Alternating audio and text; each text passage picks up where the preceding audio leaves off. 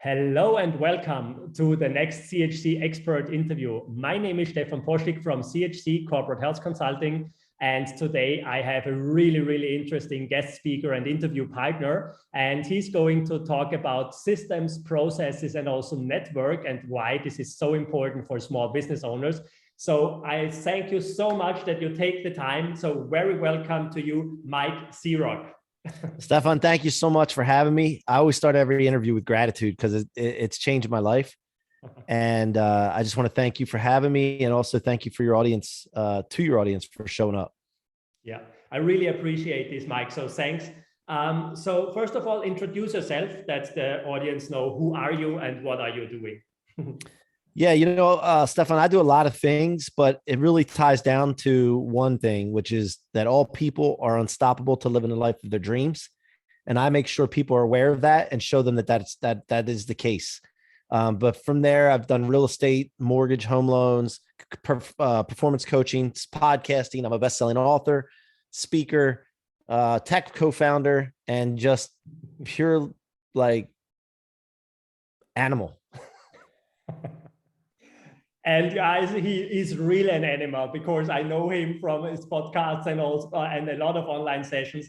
And we are both tech founders in the 10X incubator, and he's really the animal he's talking about. So let's go into more details. So you are doing a lot in the area of processes, systems, and also blueprints. So why do you think, or why is this so important for small business owners to build processes, to have a blueprint for their business? Well, first of all, this all comes from the fact that I was very weak in this area. I'm the type of guy that wants something and then I just go after it without even knowing how to do it. And that costs me so much time, money, energy, stress, relationships, confidence, reputation. I could go on and on and on. And so I came to realize that if I could figure out a way to document processes, create a model of what my successes came from, we could replicate it. And we could also not only just replicate it for other people, but for ourselves to scale and grow unlimited potential. So that was the start of the idea. And I've always been a people builder. So I want to help people elevate. I want everybody around me to know that they're unstoppable to live in the life of their dreams. And I want to help them get there. And in order to do that, you need to know what the steps are.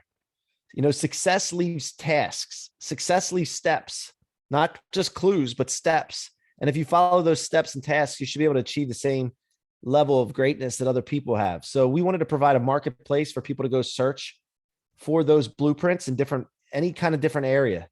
If you want to achieve how to start a podcast and be successful with it from scratch, you should be able to buy a blueprint for that. How to become a best-selling author, there should be a blueprint for that.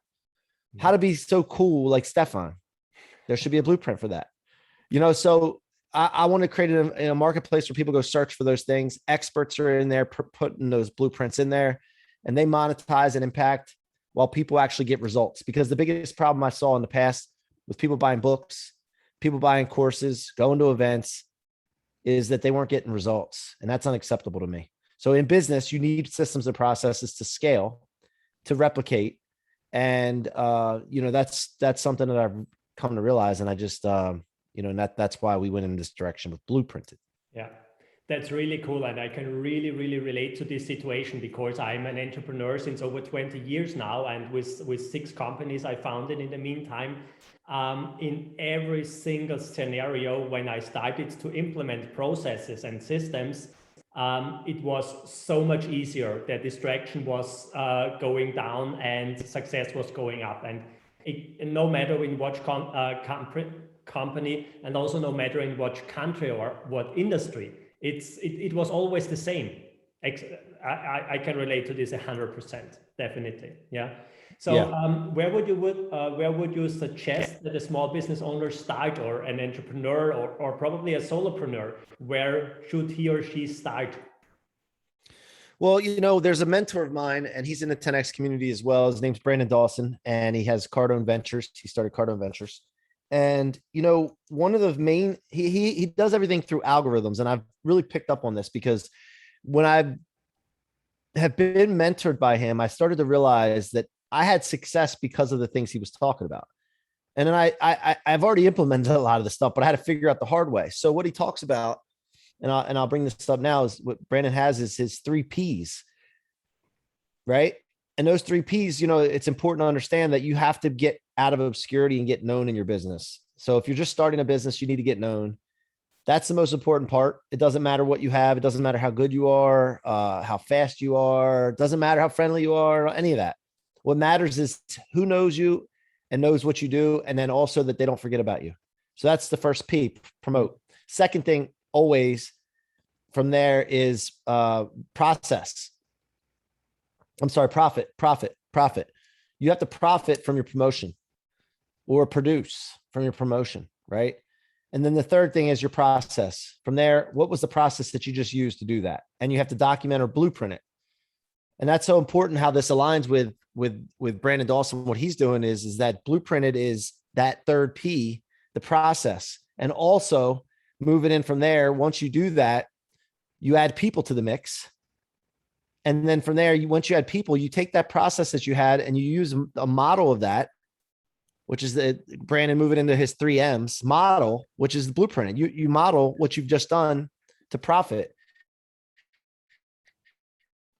And from there, those people can mimic and do it over and over and over again until they master it. That's the 3 M's, model, mimic, master. And so I got this idea because I'm a people builder and it was one of my weaknesses. And I saw that Brandon taught that. And I thought this aligns very well with that.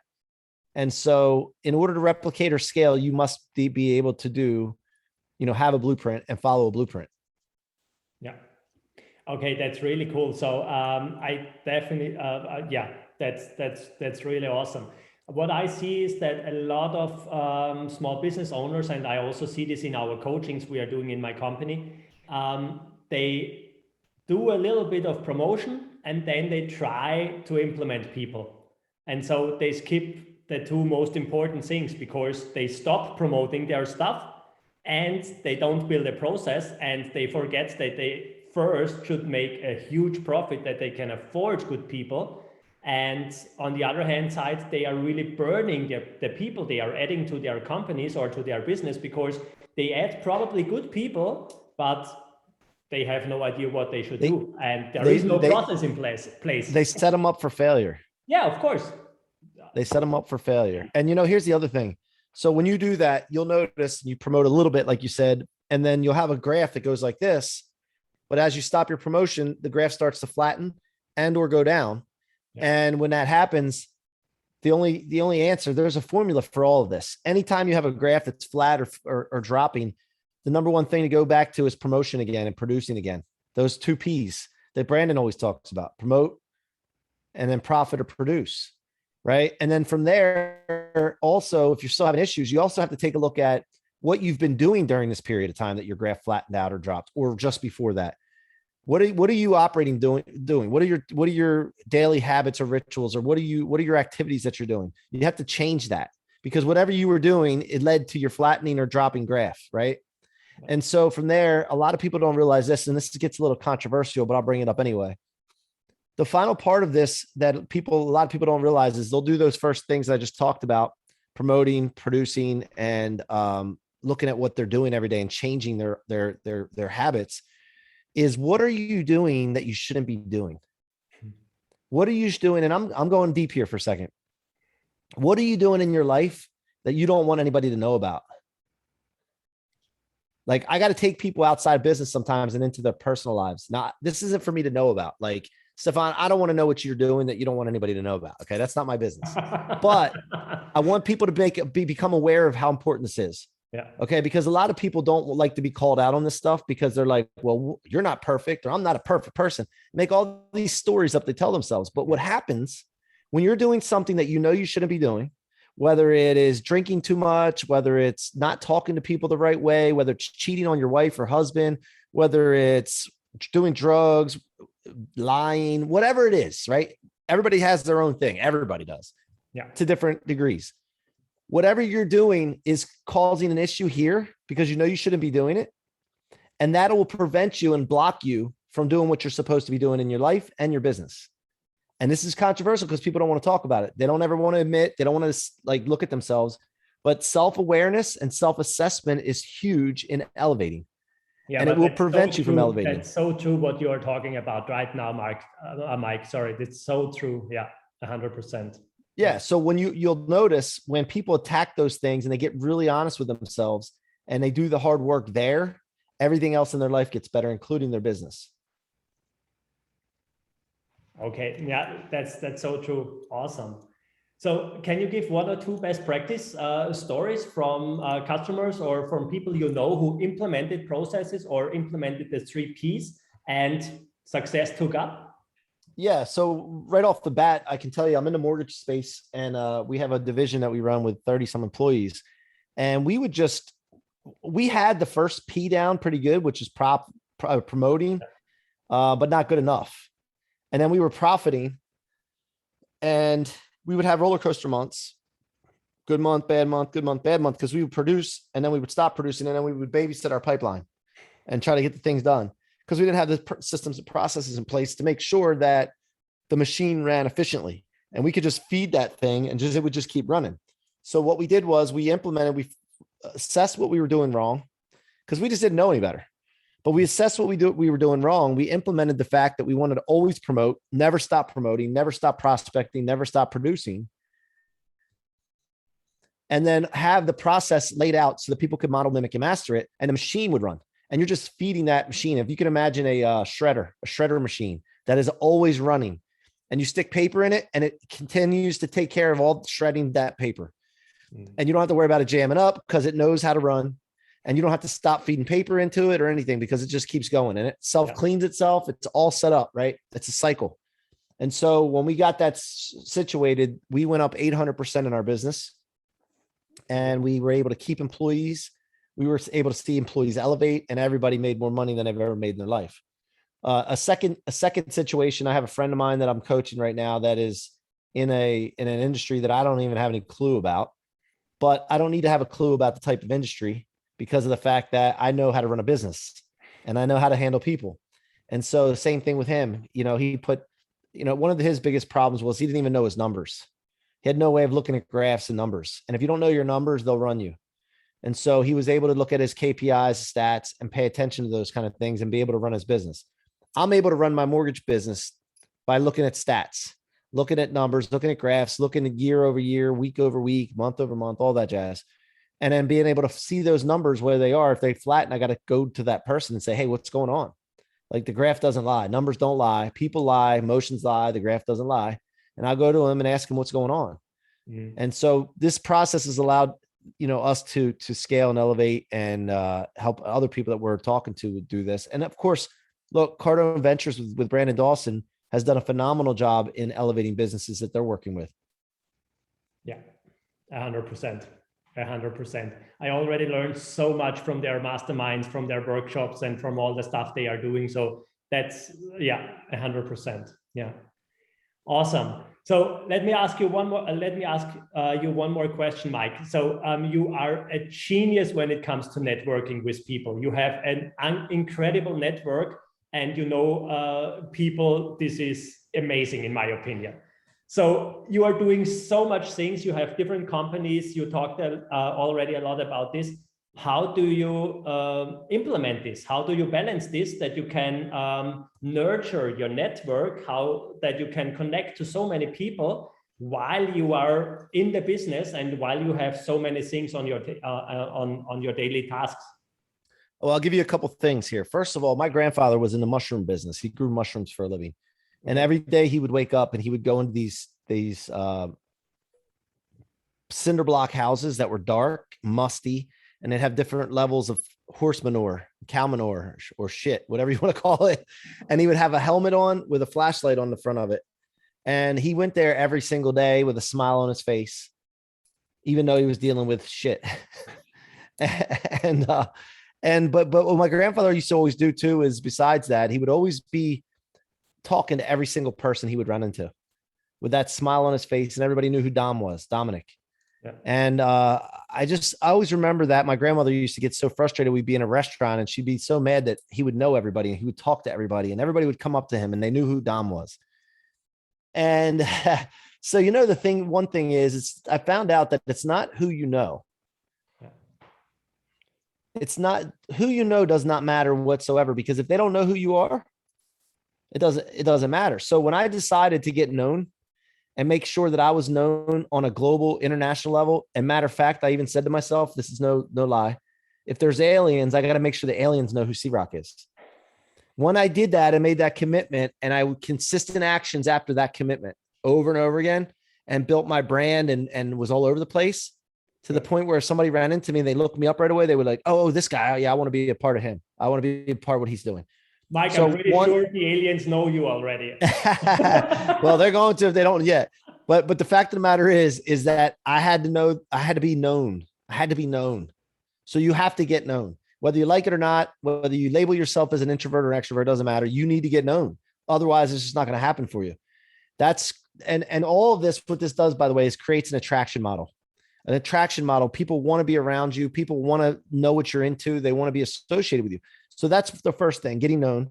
The second thing was having a mission, having a clear, identifiable mission that I don't negotiate with. I don't veer from.